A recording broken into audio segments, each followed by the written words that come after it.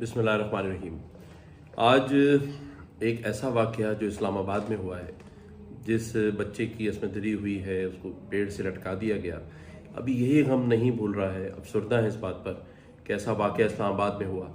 लेकिन मैं समझता हूँ ये जो NAD के इस बेटे के साथ हुआ है, कराची के बेटे के साथ हुआ है, मैं ये समझता हूँ कि अब ये बंद हो जाना चाहिए।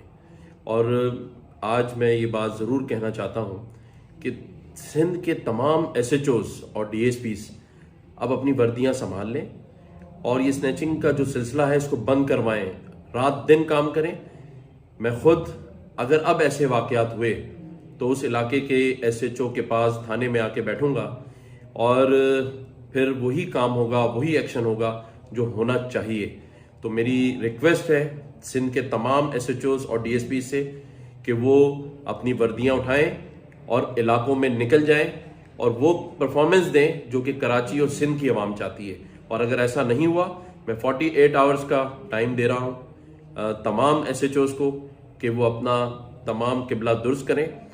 IG सिंध बहुत अच्छे आदमी हैं, नेक नियत आदमी हैं, ईमानदार आदमी हैं। मैं उनसे भी रिक्वेस्ट करूंगा कि वो भी अपने तमाम नीचे SHOs को, SSPs और DIGs को कहें कि इस स्नैचिंग के अजाब से शहर कराची के लोगों की जान छुड़ाएं, सिंध के लोगों की जान छुड़ाएं। शुक्रिया। बहुत शुक्रिया, बहुत शुक्रिया।